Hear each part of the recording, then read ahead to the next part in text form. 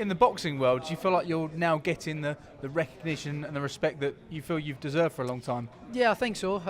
I think it's not before time. You know, it's definitely come at the right time, and you know, given what I've achieved in the sport, you can't not respect it. You can't not ignore it. You know, I feel like I have been getting a little bit ignored over the years, and a little bit going under the radar and stuff. But my performances that I've been putting in, and now what I've achieved, you can't ignore it now. So you've got to acknowledge the achievements that I've did now. But I'm not in the sport for recognition and all these acknowledgements and all that stuff on my name, you know, and getting recognition and praise. I'm not in the sport for that.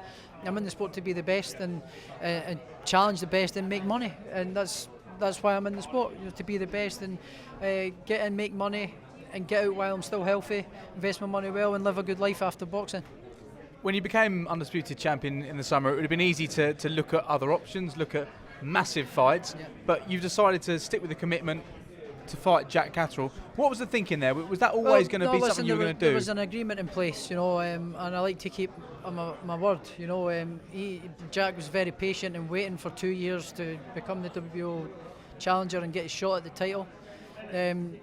He could have activated that and decided to move on it after that fight, but he decided to let me do it first, you know. But I know what he's doing. I know he's thinking why he did do it. He did instead. He can wait, get some money, a nice wee bit of money to sit and wait, and instead of challenge for one belt, he gets to challenge for all the belts in one fight. So that's the method behind his madness. It wasn't all just because he's a friendly guy, you know. Although he is a good guy and he's sound, but it wasn't all the goodness of his heart. There was reason why he did it, and you know, he's getting these challenge for all these belts in one fight when I've had to do it over 4 or 5 and beat champion after champion after champion. A lot of them undefeated as well before you fought them. Yeah. Let's talk about the fight. Let's break it down. You've got a lot of respect for Jack. He's got a lot of respect for you. What do you think happens on that night, and how exciting is it to have this homecoming? Nothing other than a win for myself. You know, I don't think. You know, he's very good. He does everything really quite good. You know, but he doesn't do one thing. He doesn't really do one thing exceptionally well. You know, he's sort of good all round. And he looks quite strong and good counter puncher and stuff. So yeah, he's definitely he poses some problems, you know. But I just don't. He's not been in with the likes that I've been in with. He's never been on that scale. He's never been on the big stage. And I believe the experience I've got is going to be the telling factor, and the level of opponents that I've been in with as well. He ain't been anywhere near the level of opponents that I've been in with. You know, he's getting some good in-house sparring. And I know that in-house sparring he's talking about is that Kazakh southpaw. He just got chinned a couple of weeks ago. At a regional level. You know, not a very good level at all. He got chinned. So if that's his preparation, he's need to do a little bit better than that. You spoke up on the stage and you said you're laser focused on Jack Catterall, but in terms of what else you want to achieve in boxing, what do you think is there still there for you to tick off the bucket list? For me, I could retire now and be happy. But would I be content? No. You know, I'd be 6 months later down the line, I could have done more. I still don't believe I've achieved my full potential. I've not reached my Everest yet. You know, I don't think I have anyway.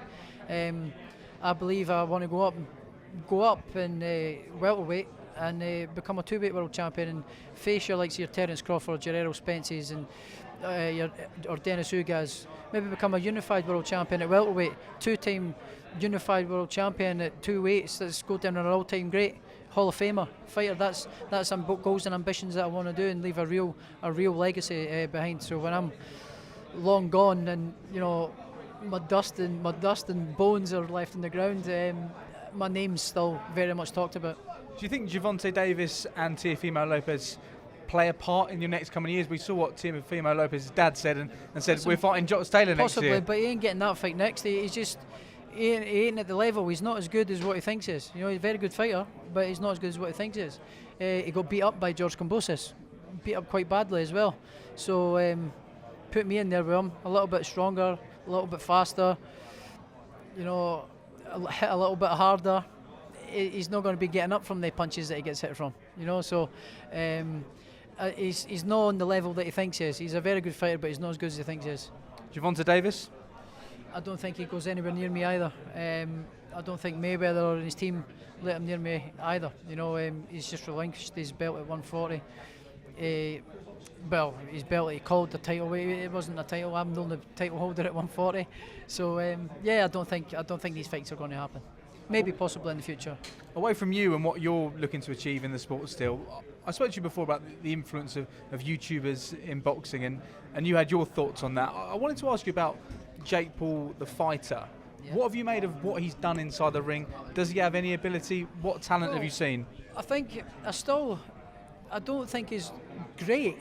I don't think he's like great, but I haven't seen. I've not watched any of his fights, so I don't know. But the things that I have seen, you know, from his Instagrams and his social medias and stuff, he's put in a lot of work, and he's actually been he's a lot more dedicated than a lot of fighters out there, a lot of real fighters out there, well, so-called real fighters. He's a lot more dedicated than these guys, and he's paid. He's brought in the top trainers. He's brought in conditioning. He's brought in nutritionists. He's done all the right things to improve himself, and it looks like he's improved quite a lot.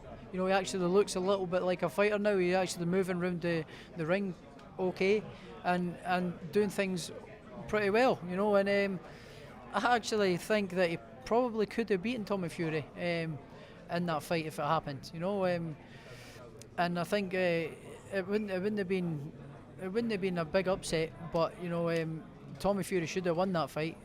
You know, he was putting a hell of a lot of pressure on himself with the things he was saying, but you know, he's obviously pulled out with injury, but that would have been quite an interesting fight actually, but one that I think probably Jake Paul could have won, you know. Finally, as an undisputed champion, it'd be foolish if I didn't ask you about the heavyweight division as we look to find out if we will get a heavyweight undisputed champion next year. What do you think happens? Because you've got Dillian Whyte, it looks like he'll take on Tyson Fury, the rematch between Usyk and Joshua, and we hope the winner of that fights for all the belts. It's a bit of a mess at the heavyweight division at the minute, isn't it? You know, I've got Joshua wanting step aside money, 40 million to step aside. Then you've got the White thing with the WBC and making it that coming into play. So you don't really know what's happening. But obviously, as a boxing fan myself, I'd like to see Tyson Fury fighting Usyk for unify the belts. I don't believe Dillian Whyte's anywhere near Tyson Fury's level. But as what is, you know, if he gets that, that might be next. But obviously, me personally, I would like to see Tyson fight Usyk. And what happens in that fight? I can't see past the big man, you know. But having said that, you can't underestimate. Definitely can't underestimate Usyk. He's a wizard. You know, he's very, very clever fighter. The way he moves, the way he thinks inside the ring, and the way he changes up his tactics and the way he fights is very, very good.